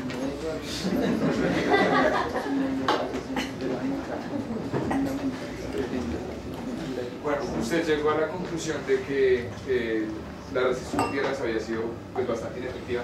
No es una conclusión, son los datos. Sí, bueno, digamos que pienso lo mismo, pero creo que estoy en desacuerdo, particularmente con lo que habla de la carga de la prueba. Precisamente porque, digamos que la naturaleza de la ley 1448 es cambiar un régimen de la propiedad en el campo. Sí. Y realmente sí hay una inversión de la carga de la prueba, pero no hacia el campesino. Hacia la víctima, sí. No hacia el campesino víctima que fue desplazado, sino hacia el poseedor de buena fe. Eso creo que está en el artículo 78. ¿Y por qué creo que es efectivo y realmente sí existe esa inversión de la carga de la prueba hacia la víctima? Porque con solo probar su calidad de víctima, que normalmente se prueba desde las organizaciones de víctimas, ya la propiedad, ni siquiera la propiedad, la relación con la tierra, que puede ser de tenencia, de posesión, incluso con baldíos que son del Estado, que no pueden ser sujetos de la propiedad, la víctima ya tiene derecho a la restitución. ¿Qué es lo que pasa con los decretos reglamentarios de los que usted hablaba? Sí se habla de unos segundos ocupantes, y estos segundos ocupantes sí son poseedores de buena fe, pero tienen unas características especiales. Tienden a ser de menores recursos o víctimas desplazadas de otros terrenos. Entonces, sí hay una inversión sobre la carga de la prueba, sobre ellos particularmente, pero no es una inversión que yo diría que es nociva. Es más bien, digamos, una falta de voluntad política y una revictimización de algunas personas que ha llevado a que se generen nuevos conflictos. No sé si usted aún así piensa que realmente hay una inversión de la carga de la prueba. Sí pienso por esto. Si tú miras cuál es la principal actividad de la unidad de restitución de tierras, ha sido la de ayudarle a constituirla, y eso, háblatelo con Sabogal, y Sabogal lo ha dicho públicamente. Hablo de Sabogal, es Ricardo, el director de la unidad de restitución. Dice, hombre, el papel principal que hemos cumplido nosotros es constituirle la prueba para que las víctimas puedan reclamar. Fíjese usted que en el discurso hoy en Colombia, ¿sí? El discurso hoy en Colombia es que hay muchos avivatos que están reclamando lo que no es de ellos. Eso es el discurso que hay en Colombia. ¿Sí? ¿Ya? Entonces, con ese discurso y con los llamados poseedores de buena fe, que también vale ver si son de buena fe o no, o sea, yo llegué a los Montes de María y eso no había nadie, me dio un tipo y yo le compré de buena fe. Yo soy el señor Efromovis que compré la hacienda de los Marulanda Grillo y no se me pasó por la cabeza que yo soy tenedor de buena fe. Yo conozco el caso de Villacruz muy bien, se lo cuento. He estado en Aguachica, estuve en Aguachica en el preciso momento de la expulsión de la gente. Era una noticia criminal conocida en el país. Y ahora aparecieron tenedores de buena fe. Entonces, ¿qué pasó? Que es que los victimarios no están en las tierras. O sea, usted va a esas tierras y ya no hay ningún paramilitar. Todo se volvió tenedores de buena fe. Este tenedor de buena fe de Efromovis, este tenedor de buena fe Cementos Argos, este tenedor de buena fe el magistrado Pretel, ¿cierto? ¿Ya? Pues claro, pues que es que allá no hay nadie con un fierro diciendo que es que yo me robé esta tierra, ven que se la devuelvo. No. Entonces la ley de víctimas terminó siendo una ley entre la víctima, o sea, la realidad jurídica del hecho. Es la realidad jurídica, no está hablando de la letra. La realidad jurídica, el hecho jurídico que hay hoy es que la ley de víctimas se volvió un pleito entre víctimas y tenedores de buena fe o poseedores de buena fe.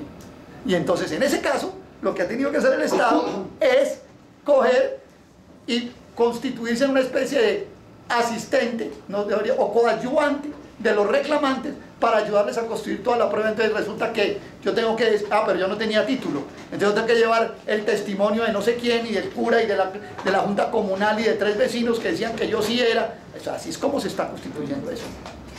Porque es que ¿Ah? Estas cosas que tiene que probar el título. Claro, tiene que probar el título, porque es que resulta que la ley de víctimas tuvo esa falla, ¿sí? Que no es contra los victimarios. Es que les insisto, los que están en las zonas de despojo no son los paramilitares, ni los asesinos, ni los de la guerrilla, ni los despojadores. ¿Quiénes son? Los tenedores de buena fe. Entonces esto se volvió una ley que es las víctimas contra los poseedores de buena fe. Y entonces además cuando usted llega como víctima le dicen, uy, usted lo que es un avivato, usted aquí me viene a quitar lo que es mío. Y yo compré de buena fe, usted no era así, entonces tengo que ir donde el cura párroco a la partida, bueno, todo esto que se volvió así. Porque la ley se volvió eso. ¿Sí me entiendes? Una cosa es la letra y otra cosa es el hecho jurídico que está primando en la restitución. ¿Por qué? Bueno, seguramente hay unas zonas abandonadas donde usted vuelve y entonces sí, pues ahí no hubo nadie y entonces venga señor y se asienta.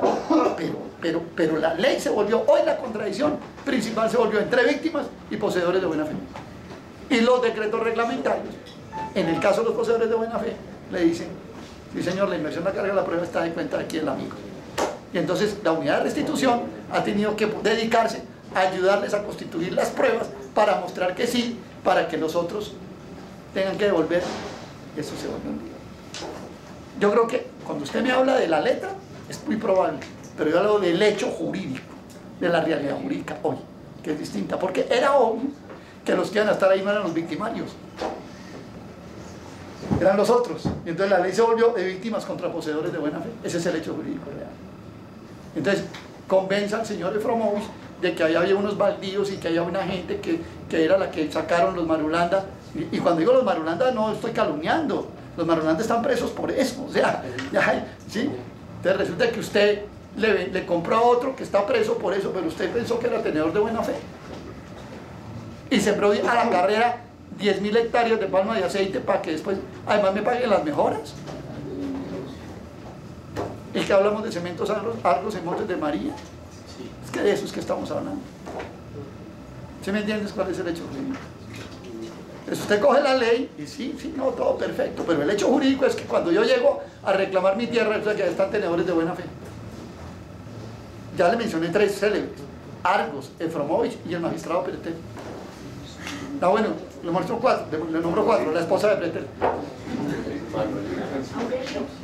Pero para iniciar la reclamación, que es una etapa anterior a la iniciación del proceso, si la carga de la prueba está en la víctima. O sea, si tú no tienes unos, digamos que, indicios o pruebas suficientes, tú no puedes iniciar la reclamación. Entonces ahí se quedan muchos procesos, ni siquiera empieza el proceso porque no hay... Por eso, además de eso. Pero bueno, yo estoy hablando del que incluso llega al proceso. Aún llegando al proceso, es como estrellándose contra una muralla. Entonces, fuera de eso, Ordóñez y Lafori andan por todo Colombia defendiendo a los tenedores de buena fe. Entonces se volvió la ley de los tenedores de buena fe.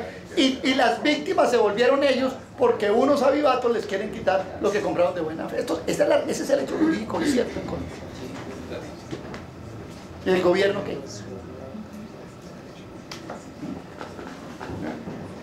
Otra pregunta. Ya la que me hiciste. Bueno, a ver, yo quiero contar una cosa. Pues esto tiene que... Yo me gradué en la Universidad de los Andes y decidí hacer mi vida en otra parte distinta a Bogotá, por razones personales. Y me fui a vivir a Pereira. Y en Pereira yo establecí vínculos con la gente que era productora de café, por X, Y o Z razón. Campesinos, productores medios y empresarios. Y me fui interesando muchísimo por el tema cafetero. Cuando yo llegué, un bogotano que llegó a Pereira a vivir, pues dijo, aquel que no se meta en el tema del café está muerto, porque es café. Era la zona cafetera, ya no lo es, ¿no? Ya ahora la zona cafetera es Huila, Cauca, Nariño y sur del Tolima, pero era la zona cafetera. Y por los conocimientos que tenía y el aprendizaje que fui haciendo, pues me fui volviendo una persona un poco conocedora y medio, digamos, experta en el tema. Al punto que cuando empezaron las crisis cafeteras, muchos de estos empresarios y campesinos y productores, pues me buscaron a mí y a otras personas como Jorge Robledo, que estaba en Manizales, a que ayudáramos a defender esa causa. Y con nuestros conocimientos, incluso yo viví un tiempo en zonas cafeteras, en municipios como Belén de Umbría y otros, aprendí del tema cafetero bastante y pues me volví una especie de dirigente del sector cafetero. Y a partir de allí empezamos a luchar y a defender el sector, y nos volvimos una especie de dirigentes y organizadores paralelos a la Federación de Cafeteros, aparte, independientes. Ese fue un movimiento que tuvo mucha fuerza y que se reforzó todavía más cuando empezó la crisis del café. ¿Qué pasó con la apertura económica en productos exportables? Eso es muy importante, porque hemos hablado muy de la apertura que baja los aranceles y trae productos de afuera, pero los productos que exportamos, ¿qué pasó con esos productos? ¿Eso les fue muy bien? No, porque resulta que a la mayoría de esos productos los exportan son intermediarios, grandes multinacionales. Entonces esas compañías compran junto con la Federación de Cafeteros a los caficultores su producto y lo exportan. Los caficultores, digamos el caficultor campesino, el productor mediano, pequeño, no exporta, lo vende a un intermediario para que lo exporte por él. Entonces aquí empezó a haber una contradicción: ¿a qué precio le compra ese intermediario el café al productor para exportarlo? Y se llegó a fijar el precio acorde con los precios internacionales por la tasa de cambio. Me explico: si una libra vale $1 en Estados Unidos, entonces aquí valdrá 3.000 pesos la libra. ¿Sí? Es más o menos la proporción. Si vale $2, pues valdrá aquí 6.000. O sea que el precio del café dejó de depender de los costos de producción y de la ganancia que tenía el productor por depender de dos variables realmente casi inmanejables para el productor, que era el precio en las bolsas de valores y el dólar. Les quiero dar este dato que es muy importante. El café en el mundo se negocia en las bolsas de valores a través de contratos a futuros. O sea, yo voy a un broker en Nueva York y digo, le voy a vender 5.000 sacos de café. Son contratos de 250 sacos, 20 contratos los voy a vender para septiembre, se los pago a tanto, y el tipo me los toma y los anota. De cada 100 contratos que se hacen a futuro en las bolsas de valores en café, solamente se vuelven físicos 9. O sea, lo demás es especulación.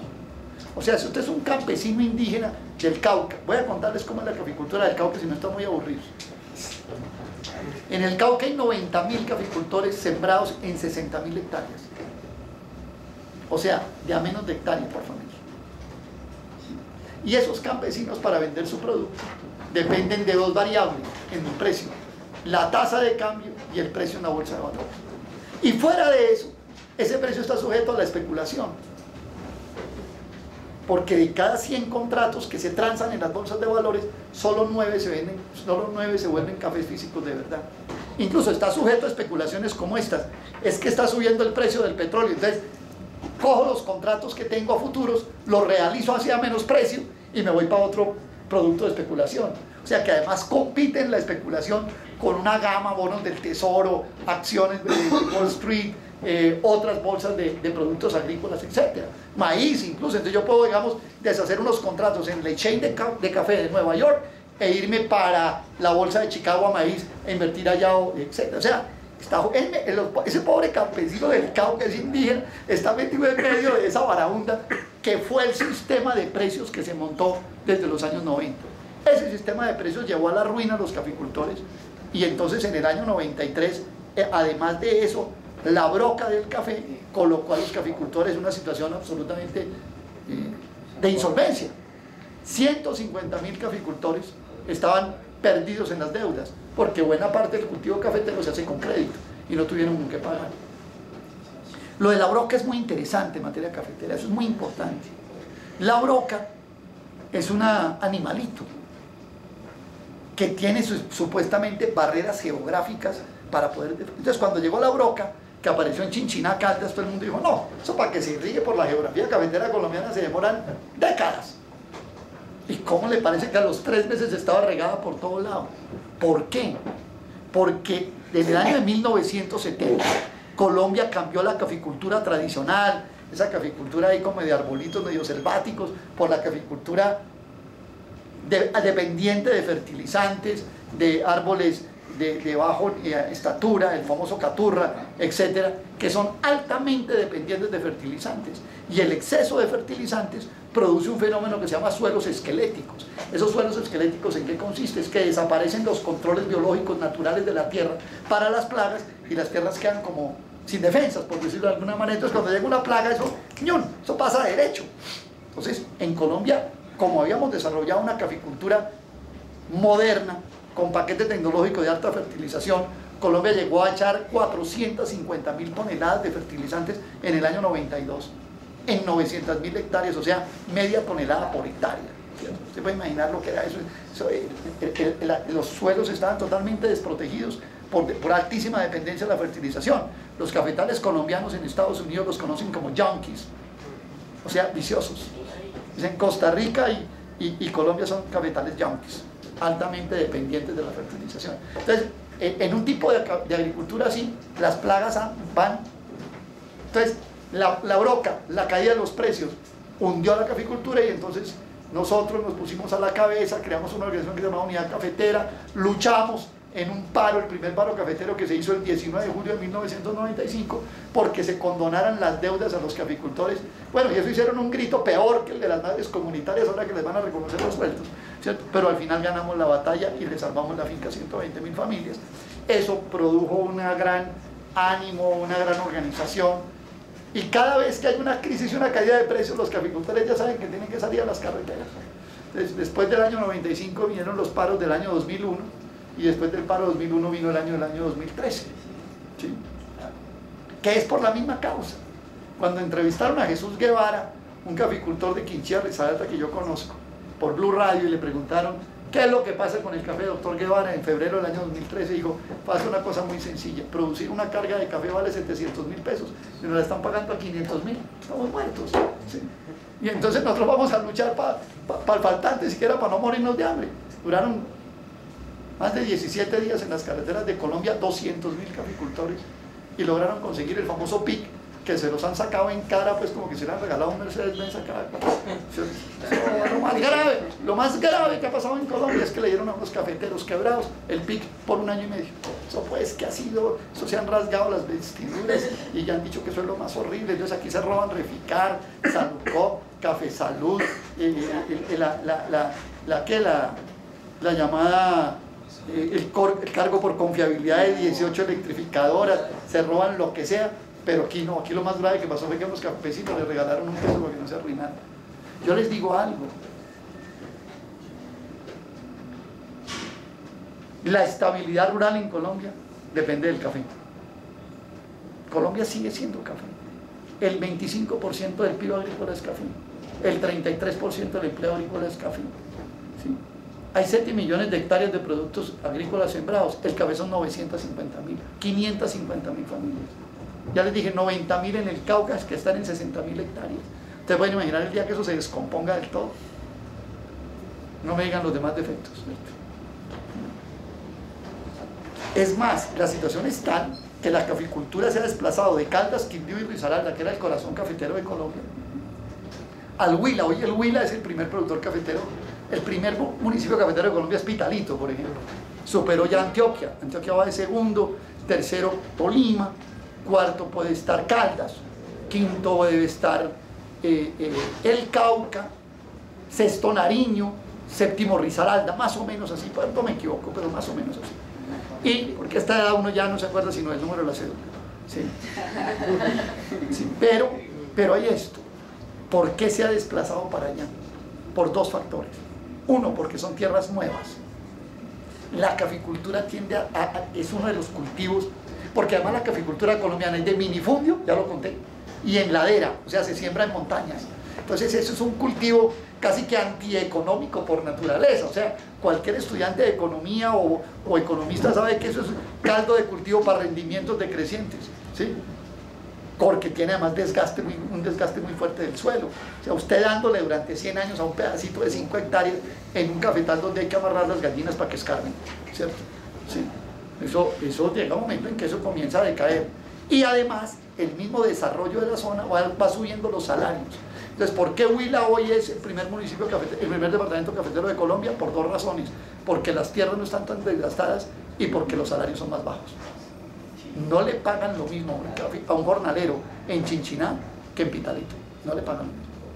Porque ya alcanzaron un nivel social que usted no le puede decir: oiga, ¿sabe qué, hermano? Como en el Huila, 15.000.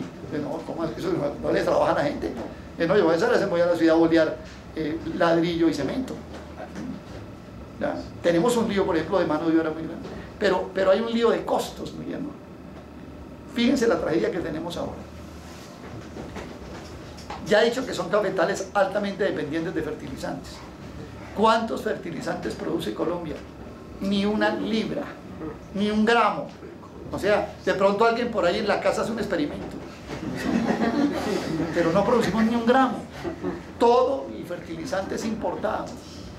Y entonces el fertilizante se está importando a 1.800 pesos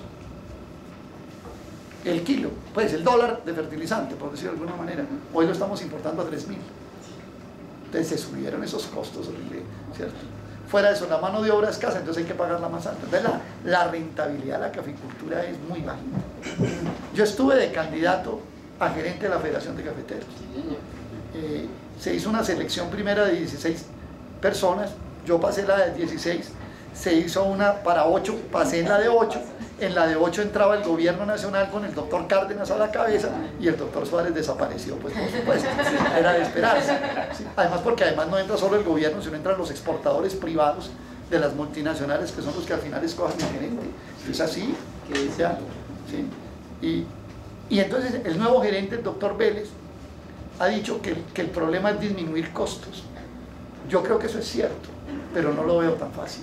Dice, vamos a mecanizar 200.000 hectáreas.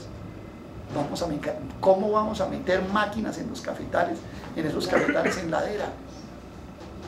En Brasil, voy a contar esta anécdota ya que los veo como interesados en el tema cafetero. Yo fui a Brasil a hablar de temas cafeteros una vez.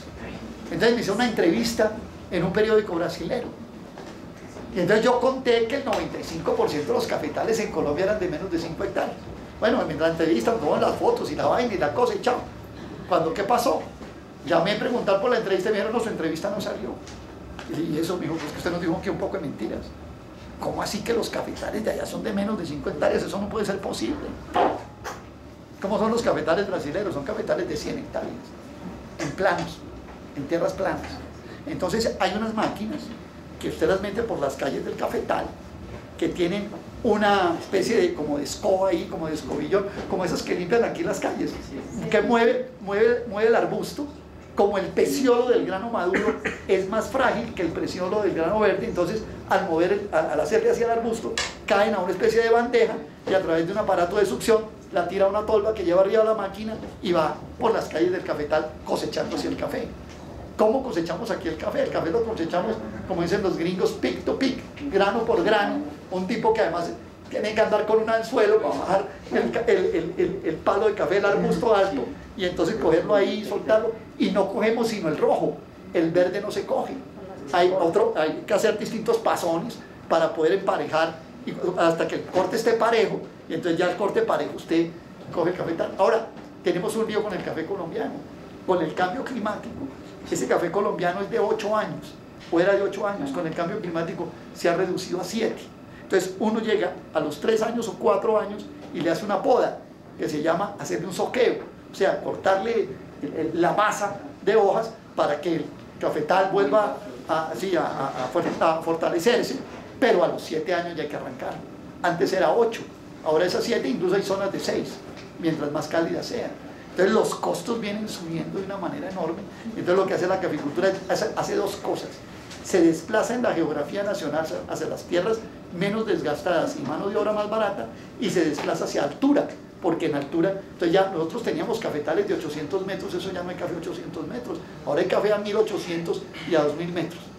Pero bueno, otro día que Julio Pelufo y Boden y los amigos aquí, esta niña Lara, me inviten, hablamos un día de café. Eso es bonito, es muy bonito, es un cuento muy bonito para echarlo.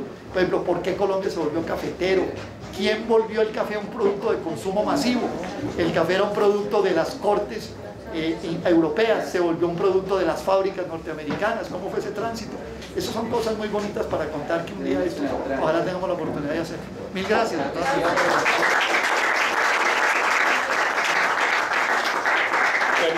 Permíteme por favor unos anuncios parroquiales antes de que se vayan, porque si no Diana después me crucifica si no los hago.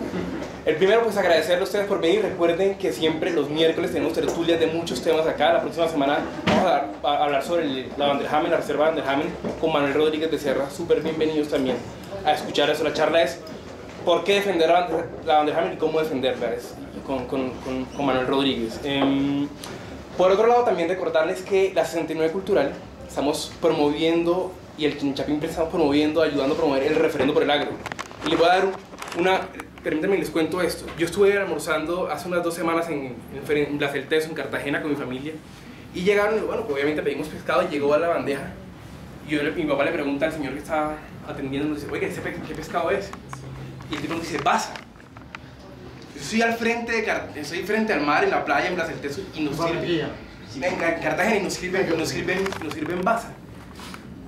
Un pescado con denuncias en la OMC. Todo lo vietnamita por contaminación con mercurio. Entonces, cuando llego acá les cuento al equipo del referendo por el agro. Bueno, ahora tenemos que comenzar a dar el ejemplo del pescado de ese basa que nos estamos importando. Insisto en una idea que dio Aurelio, no es solamente un asunto de los productores, sino también de los consumidores y un tema de salud pública, casi lo que se nos convierte el tema del referendo por el agro para los consumidores. Que entonces quiero resaltar eso, porque abajo van a estar los compañeros de la 69 Cultural, para los que quieran conocer más del referendo por el agro, explicándoles, dando hojitas para que firmen y para que se lleven y nos ayuden en esa iniciativa que vamos a seguir explicando.